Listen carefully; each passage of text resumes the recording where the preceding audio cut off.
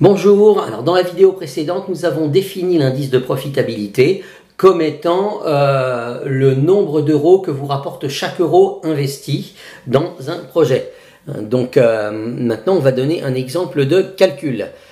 Donc on reprend l'exemple avec lequel on avait calculé la valeur actuelle nette et on va un petit peu plus loin en calculant l'indice de profitabilité.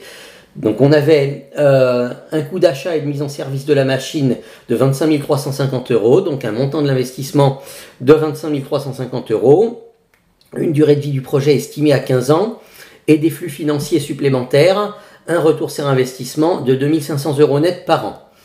Et sur la base de ces données, on avait calculé la valeur actuelle nette de cet investissement. On avait trouvé 2445,98 € ou 97, c'est pas grave, on n'est pas à un centime près. Et on s'était basé sur un taux d'actualisation de 4%. Je vous engage, si vous voyez pas bien ce que je veux dire, à vous référer aux vidéos précédentes qui parlent de la valeur actuelle nette. Voilà le tableau à partir duquel on avait actualisé à la date de l'investissement tous les cash flows. Et donc le montant de cette colonne-là, valeur actuelle, la somme de tous les montants, donnait la valeur actuelle nette de 2445,98 €. On avait vu que c'était une valeur actuelle nette positive, donc on avait considéré l'investissement comme intéressant parce qu'il rapportait plus que ce qu'aurait rapporté un placement à risque à 4% par an. Voilà, donc l'indice de profitabilité, à partir de là, vous avez deux manières de le calculer. La première manière, c'est d'appliquer la définition, c'est-à-dire le rapport entre tous les cash flows entrants et le montant de l'investissement, c'est-à-dire que c'est la somme de toutes les valeurs actualisées des 2 500 € qui sont entrées chaque année, c'est-à-dire la somme depuis cette ligne-là jusqu'à la dernière ligne, divisé par le montant de l'investissement compté en positif, divisé par 25 350 et pas par moins 25 350. Donc là, vous pouvez additionner tous les flux entrants actualisés à la date d'origine et vous les divisez par le 25 350.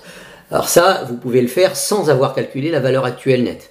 Maintenant, si vous avez déjà calculé la valeur actuelle nette, il y a un calcul plus facile pour passer de la valeur actuelle nette à l'indice de profitabilité, qui est de faire 1 plus valeur actuelle nette sur montant de l'investissement.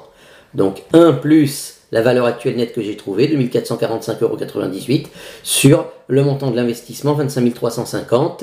Et voilà, le résultat de ce calcul nous donne l'indice de profitabilité. Je ne vous dévoile pas tout de suite le montant de l'indice de profitabilité.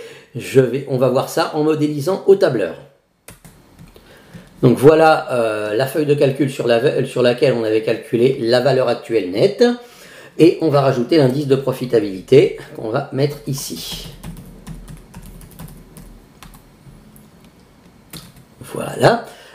Donc première méthode de calcul, c'est la somme de tous les cash flows entrants actualisés à la date d'origine divisé par le montant de l'investissement. Donc on va dire que c'est la somme, parenthèse, de tous les cash flows entrants, donc je ne compte pas le montant de l'investissement.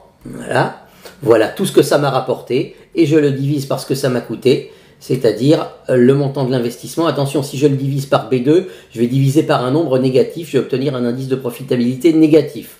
Donc je vais le diviser par moins B2, je mets un moins devant le B2 pour obtenir un indice de profitabilité qui soit un nombre positif. Voilà, donc en appuyant, on valide la formule et on obtient 1,10 € d'indice de profitabilité. C'est cohérent avec le fait que la valeur actuelle nette soit positive. Ça veut dire que chaque euro que j'ai investi dans le projet m'aura rapporté 1,10 € en retour. Donc c'est à moi ensuite de voir si ça vaut le coup d'investir 1 € pour toucher 1,10 €. Quelquefois, quand on investit 1 €, on se fixe comme objectif d'en rapporter au moins 2 ou au moins 3. Si on s'est fixé cet objectif-là, alors l'objectif n'est pas atteint. Donc ça, c'est à mettre en regard des objectifs qu'on s'est fixés. Donc l'autre manière de calculer l'indice de profitabilité, je vais le mettre à côté, vous allez voir qu'on va obtenir le même résultat. L'autre manière, c'est de partir de la valeur actuelle nette. C'est 1 plus valeur actuelle nette divisé par montant investi. Donc la valeur actuelle nette, elle est ici. Je vais lui donner un nom. Il faut toujours nommer ses champs quand on s'en sert. Je vais appeler VAN, je mets dans la zone de nom VAN. Et voilà. Je vais dire ici de recalculer l'indice de profitabilité en mettant 1 plus VAN divisé par, si je veux que ce soit positif, je mets moins montant de l'investissement, donc moins B2, voilà, et je vais donc obtenir en validant l'indice de profitabilité. Ah ben, il me met 1 euro. Vous savez pourquoi il me met 1 euro? C'est tout bête. C'est parce que je lui ai pas dit de rajouter des décimales.